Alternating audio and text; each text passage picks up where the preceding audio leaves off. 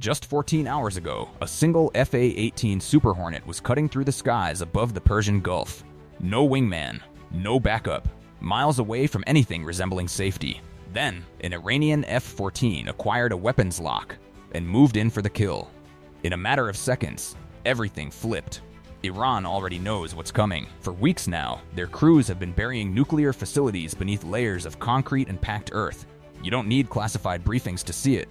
Satellite imagery tells the whole story. The entire world can read the body language of a frightened regime. And frightened regimes don't sit still. They don't go quiet. They lash out. They do something reckless, just to convince themselves and everyone watching that they aren't afraid. Today, Iran does something very reckless. On an Iranian radar screen, something catches an operator's eye. A single contact. One F-14 Super Hornet drifting over the Persian Gulf. No formation around it. No escort. It's wandered farther toward Iranian airspace than it should have, separated from its carrier group like it missed a turn somewhere. It looks disoriented. It looks vulnerable. The operator stares at his screen. He can barely believe what he's seeing. A lone American aircraft, practically delivered to his doorstep. This is exactly the opportunity Iran has been waiting for. Force the jet to turn back. If it refuses, shoot it down. Broadcast every frame on state television. Send a message to the world. Iran does not flinch. Iran does not back down. Iran will go toe-to-toe with the greatest military power on earth. The commander reaches for the phone. The order goes out. Scramble the F-14. Now let's talk about this F-14. Iran has been operating Tomcats since 1979. That's the same year the Sony Walkman hit shelves. For over 4 decades, Iran's Air Force has kept these jets flying through smuggled spare parts, improvised repairs, and what can only be described as extraordinary wishful thinking.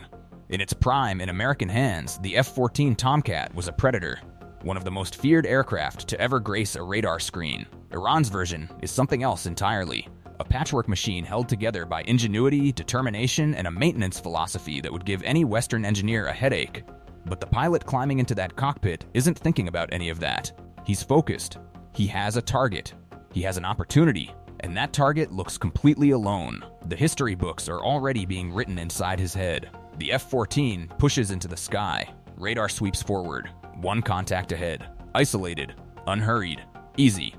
Distance closes. 500 meters. 400. The radar paints a perfect picture. Clean. Sharp. The target flies straight, slow, steady. No maneuvering, no reaction. The pilot arms his missiles. The lock confirms. A steady tone fills his helmet. Every fighter pilot knows that sound. That tone means one thing: kill shot. His thumb moves toward the trigger. In his mind, he's already a hero. One breath.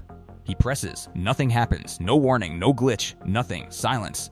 The tone is gone. The lock is gone. The target, gone. He blinks. Looks again. Empty. He tries to reacquire. Nothing. Switches modes. Nothing. Backup systems. Nothing. 30 seconds ago, his cockpit felt like a command throne. Now it feels like a coffin. Error. Error. He grabs the radio, reports total systems failure. Ground control tells him to troubleshoot. He says there's nothing left to troubleshoot. Everything is gone. Ground control goes quiet. Because they have no explanation. Nobody in Iran does. Here's why. That F-14 was never a standard Super Hornet. It was an EA-18G Growler. From the outside, identical. Same shape, same signature. Impossible to distinguish.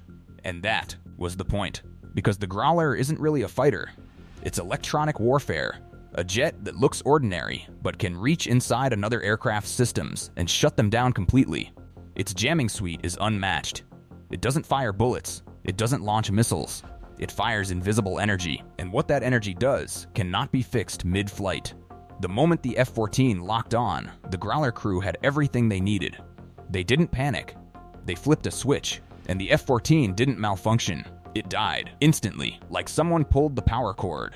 Imagine driving a car, and suddenly your steering, brakes, speedometer, everything stops working. Now imagine that car at 600 miles per hour, over open water.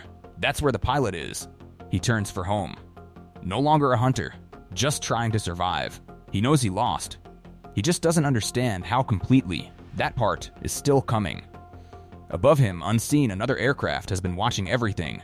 An F-35C. It tracked the entire encounter. It waits. Then it moves.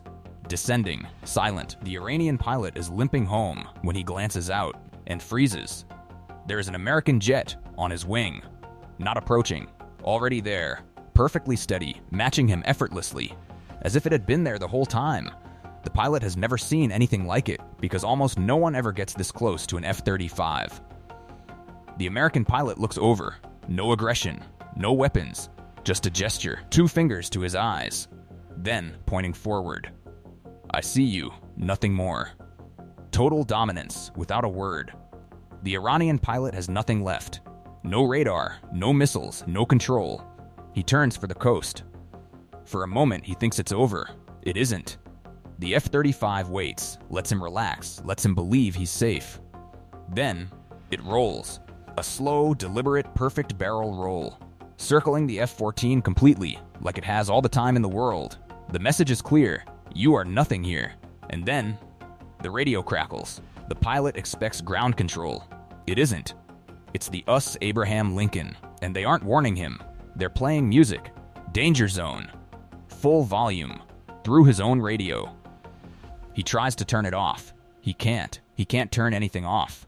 Or on. He flies the final miles home, listening to the Top Gun soundtrack, on repeat. A passenger, in his own aircraft, escorted home by an enemy that never fired a single shot.